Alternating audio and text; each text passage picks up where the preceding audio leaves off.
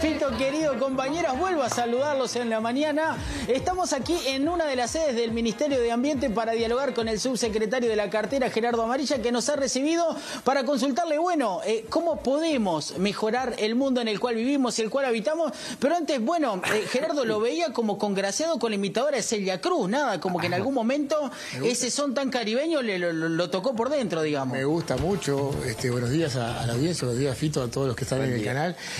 Un gusto de estar con la audiencia, y me gusta el son caribeño. Celia Cruz, una gran cantante, me parece una de las glorias de la música latina, que nos ha hecho conocer en el mundo. Y bueno, creo que tener aquí a una imitadora parece que es muy importante, ¿no? Bueno, Gerardo, ¿cómo podemos arreglar el mundo? Más temprano dialogamos con muchos vecinos y vecinas allí en Portones y antes en Malvin, y nos decían que había que atacarlo por el lado ambiental, ¿no? Ya sea desde no tirar un papel, pero también gestionar otro tipo de políticas que abarquen todo esto con una mirada largoplacista. Bueno, ¿cómo está trabajando nuestro país? Y bueno, ¿cuáles son las proyecciones que tenemos en este sentido? Bueno, hablando, yendo de lo general a lo particular, sí, el país se ha dado en este periodo un Ministerio de Ambiente, que creo que es un paso muy importante. Ya había anteriormente y en diferentes gobiernos una política ambiental a nivel del país, con creación de instituciones, de organizaciones del Estado, pero también de la sociedad civil, con leyes, con pautas y normas de convivencia que tienen que regular básicamente los impactos ambientales. Toda la actividad humana genera un impacto ambiental. El tema es primero ver si ese impacto ambiental lo podemos reducir o minimizar, y si el ambiente es capaz de absorber ese impacto.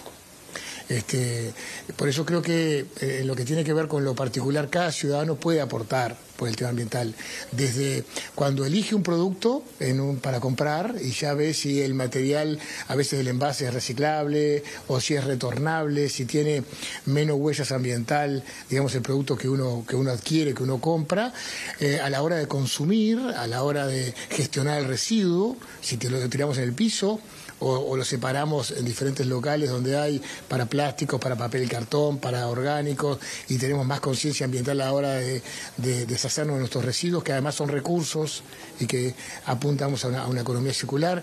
¿Cómo manejamos el tema del agua en este momento de crisis hídrica y de sequía?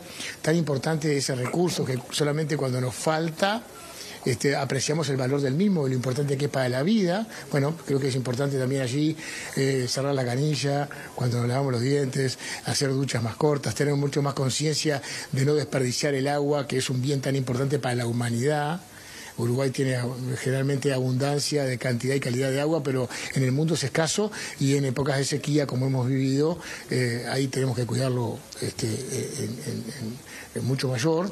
Todo el tema de los espacios verdes. Al otro día veíamos alguna plantación de árboles. El Ministerio ha encarado mucho el tema de también plantar árboles en todo el país, generar mayor espacios de disfrute, que tengan árboles, que tengan vegetación, que tengan ese espacio verde que tanto bien nos hace como seres humanos, no solamente al disfrute de la vista, sino que el árbol tiene un papel fundamental para mejorar la calidad del aire, del suelo, de la propia agua. Es un ámbito también de vida para mucha biodiversidad, para los pájaros. Bueno, yo creo que allí tenemos una cantidad de acciones concretas digamos, a la mano del ciudadano para poder hacer por nuestro ambiente y para trabajar todos juntos por un mundo mejor. Le voy a hacer una consulta mayor para después recibir las de Fito, Tania y Flor desde Estudios. ¿En cuánto nos sirve a nosotros o en cuánto cambia la matriz, si se quiere, esto del hidrógeno verde de repente, ¿no?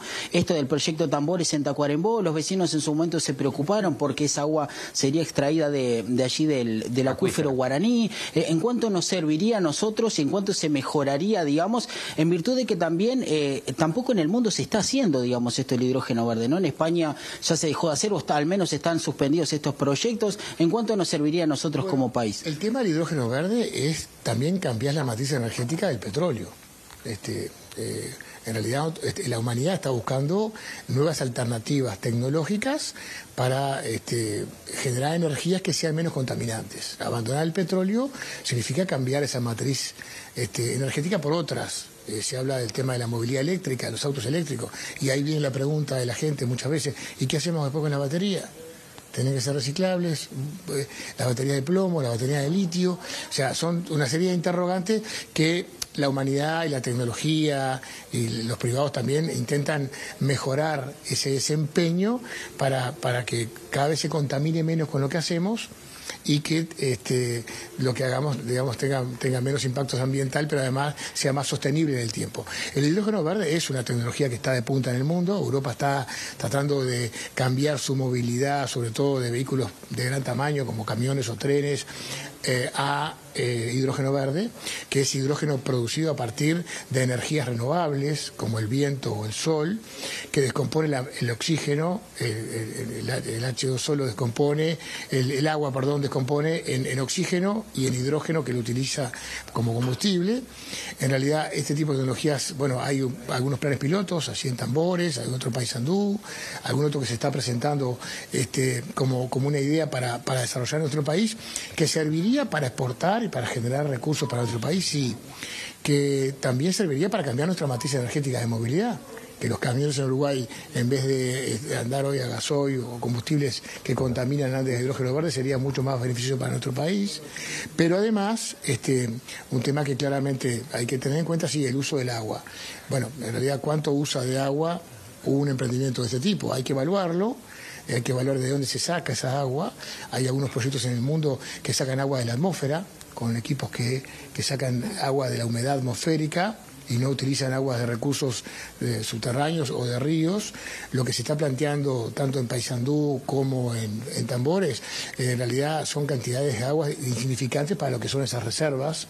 Pero bueno, igual hay que evaluarlo y el Ministerio de Ambiente está trabajando en capacitar a sus técnicos y en generar protocolos para poder acompañar esa ruta de estudios sobre hidrógeno verde y tratar de reducir o minimizar esos impactos ambientales lo máximo posible para que se generen este tipo de emprendimientos que son en general positivos para el ambiente, pero que no generen impacto ambiental negativo para el país.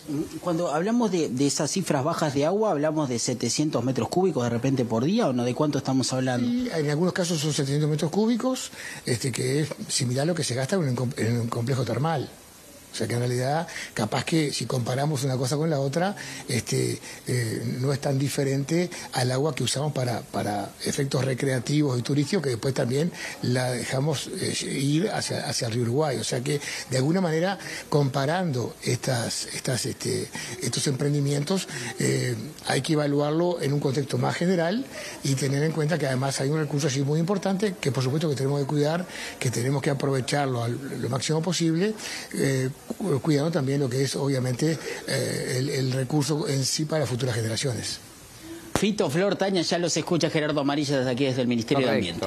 Correcto. Gerardo, Tania te saluda, agradeciendo esta entrevista. Tania, ¿cómo estás? Un gusto. Muy bien. Y más allá de la ponderación que significa la creación del Ministerio de Ambiente, la necesidad, y sobre todo por la demanda por parte de los jóvenes, de que atendamos este costado de la realidad, a nivel de presupuesto, ¿cómo se viene dando?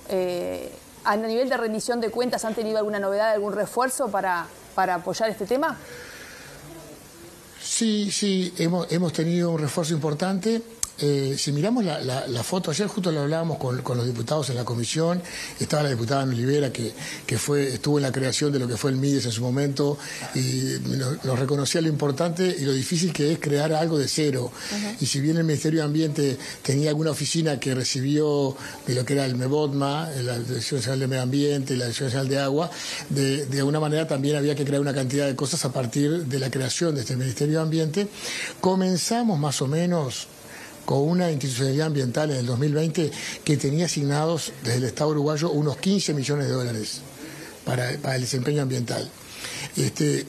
Llegamos al día de hoy, en el 2023, de 15 millones pasamos a 25, o sea que tuvimos un aumento significativo de un 66% en 3 años, que es importante porque además esto tuvo un fortalecimiento sobre todo de capacidades técnicas, de algunos implementos de tecnológicos, la mejora en el laboratorio, de equipamientos para movilizarnos, para hacer muestreos, pero también básicamente de fortalecer lo que son los equipos técnicos del Ministerio.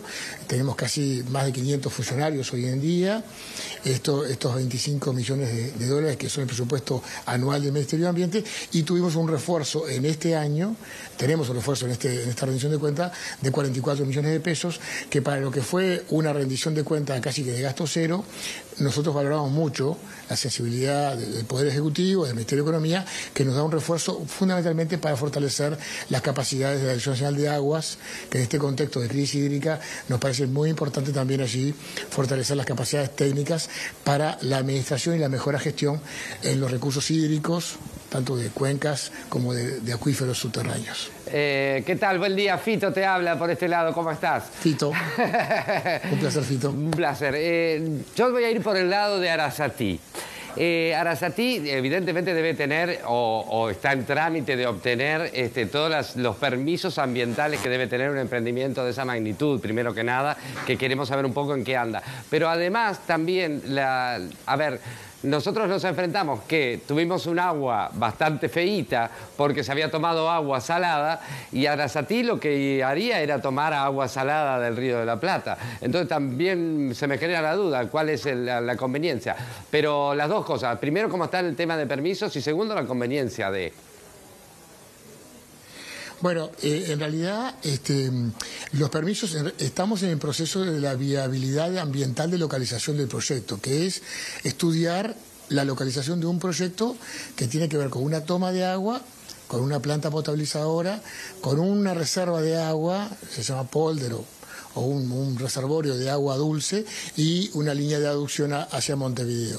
Ese es el proyecto que hoy está evaluando el Ministerio, solamente la localización del proyecto, no los detalles del mismo, que eso va a ser un paso posterior que se va a empezar a estudiar cuando se presente el proyecto definitivo por parte de la OCE o de la empresa que gane la licitación, pero en realidad va a ser una etapa posterior. Solamente estamos estudiando hoy la viabilidad ambiental de localización, y el Ministerio de Ambiente dentro de ese proceso ha publicado los detalles del proyecto para que la sociedad, con transparencia, también pueda opinar, pueda incidir, pueda decir su parecer, y en definitiva también recibir desde la opinión pública la opinión sobre este proyecto, que nos parece muy importante.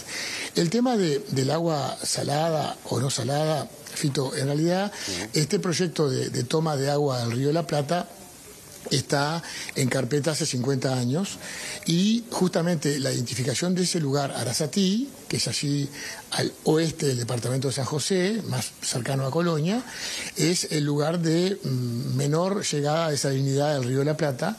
Hay muy pocos eventos de salinidad en ese lugar, hay estudios de OCE, ahora de la Facultad de Ingeniería, que marcan estudios de varios años donde los eventos de salinidad son muy menores, aunque hay.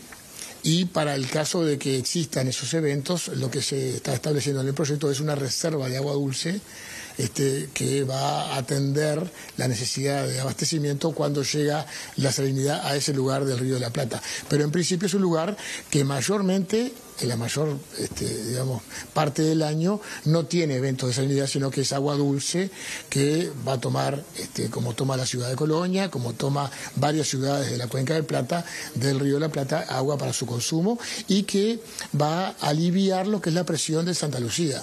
Hoy, Montevideo y su área metropolitana, la debilidad que tiene es que depende exclusivamente de Santa Lucía, con una sola planta potabilizadora, con una sola sistema de líneas de bombeo, y que justamente la idea es bajarle la presión a esa cuenca que nos ha dado agua durante tantos años, pero que claramente hay que buscar una fuente alternativa para atender situaciones como la que vivimos en estos meses pasados. Perfecto, tendríamos 20.000 preguntas más para hacerte, ya tendremos oportunidad, pero se nos fue el tiempo, ya estamos afuera. Me invitan un día al estudio, con mucho gusto les charlamos. Bien, con mucho gusto, con mucho gusto. Muchísimas gracias.